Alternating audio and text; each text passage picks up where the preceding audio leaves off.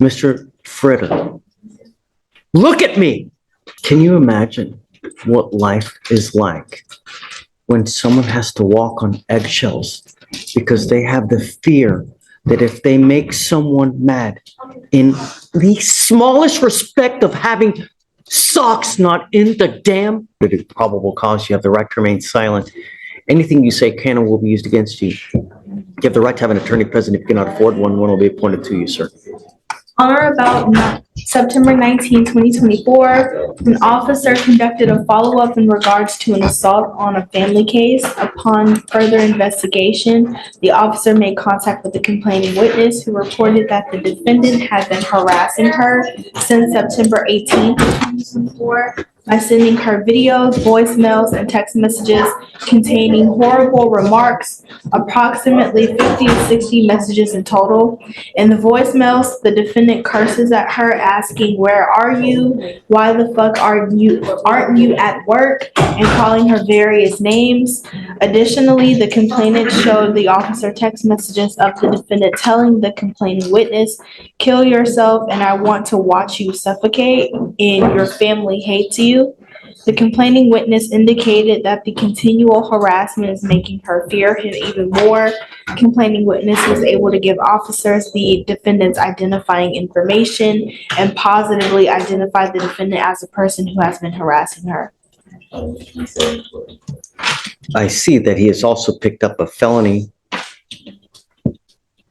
assault against this complaining witness as well. Yes, sir. Okay, what happened in that one? And I'm assuming it's the same date as this one, so I'm assuming it's out of the same transaction? I'm not sure. So it says that I don't believe so. It says that on September 18th in Harris County, officers were dispatched to an assault. The complaining witness advised that the defendant came home upset about socks not being in the closet. The defendant punched the complaining witness with a closed fist on her foot twice on her right thigh and twice on her left thigh, causing pain. The complaining witness advised that the defendant grabbed her by the arm and forcibly shoved her out of the house, throwing her on the porch. She advised that she felt pain, and she advised that this has been an ongoing issue for the past 2 years. The officers observed purple and green bruises on her arm, foot, and her legs. The bruises were green, purple, and red and of significant size. Is there a no contact order in this case? Judge, who's the defendant? This is Mr. Fritter. He hasn't harassed, Mr. Fritter, let me tell you something now. You scare me. And you scare me something good. You have, since 14, assault, trespass, deadly conduct, assault, DWI, forgery, and now a harassment and a felony assault. Judge, there has been a note filed, but there is no protective order in this case. Is there no contact in the felony case whatsoever? I'm checking the law conditions. It's no threatening or harassing at this time. Would ask if that be a no contact in this court, Judge. I don't see that the rip has been.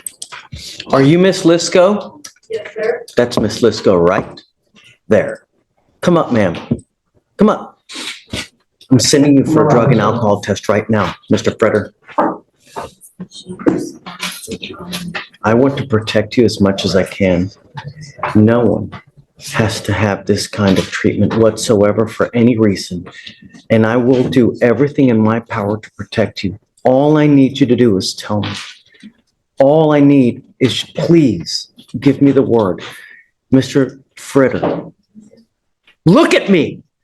You so much. One, I'm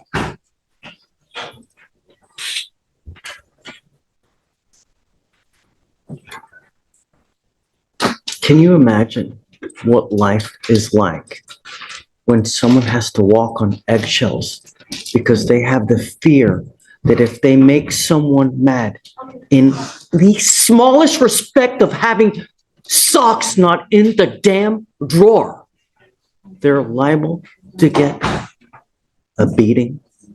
Can you imagine what life is like to live with that kind of fear? You're going to live it with me now. Because one false move, I'm going to make your bond so high your head will spontaneously combust. But no one, and I mean no one, should have to live with that kind of fear. I'm sending you now for a drug and alcohol test because I want to know what, if anything, is in your system. And I don't know if I'm going to allow you to have contact with Miss Lisk. But if I find that you treat anyone or put anyone in fear or put anyone in harm's way, so help me, I will grow horn and tails because I will be so upset. And it will be on you. Do you understand? Yes. Abel, Yes. I'm going to keep Mr. Fretter so close to me that it's just ridiculous. Yes, sir. I'm entering what's called a magistrate's order for emergency protection.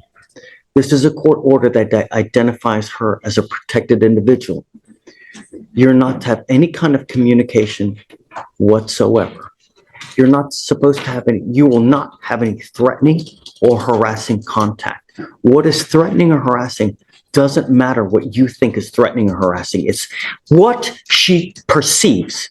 So if I go like this, is that threatening or harassing? It most certainly is. And it's enough for me to put you in jail and make your bond $150,000, maybe 50, maybe 20. But I will do, Mr. Fretter, I will do everything in my power to protect every single person of this county. And I don't care if you're kicking, screaming, crying because you go to jail and don't have anyone to bond you out.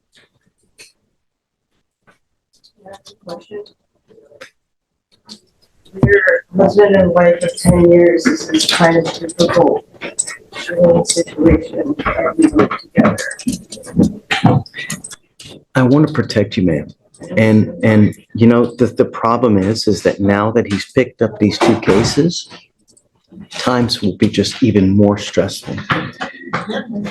We have these protective orders. They're basically like cooling off motions so that, you know, you can separate, enough time will pass.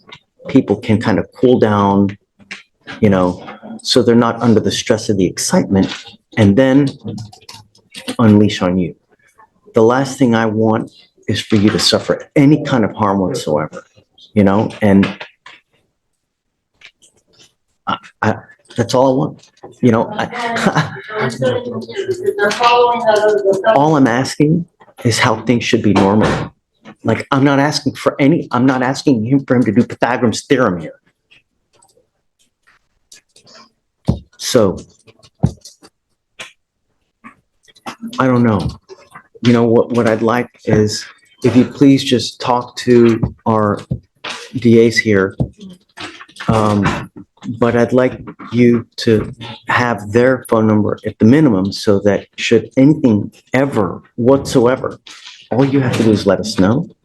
And then I haven't been in contact with the DAs, or should it not be assault? I'm here for you.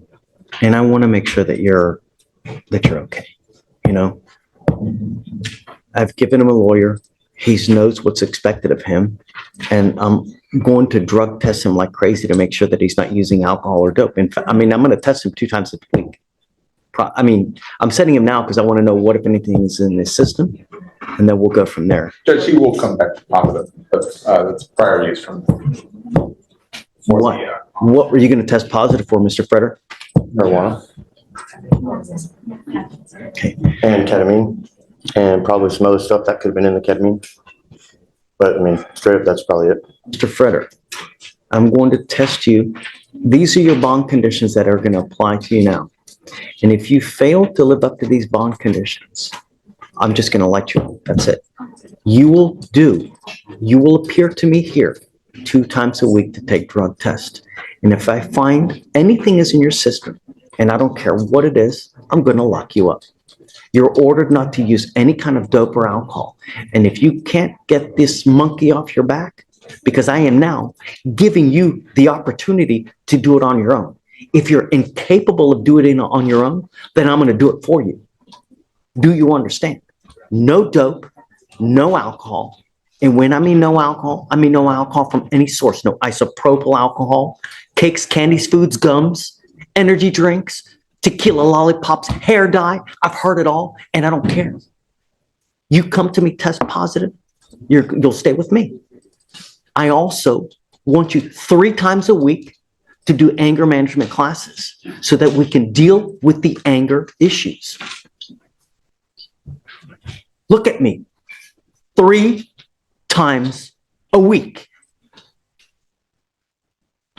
And I want a piece of paper showing me that you've done it, the date, time, location of where you've done it, so that I can verify that you've done it.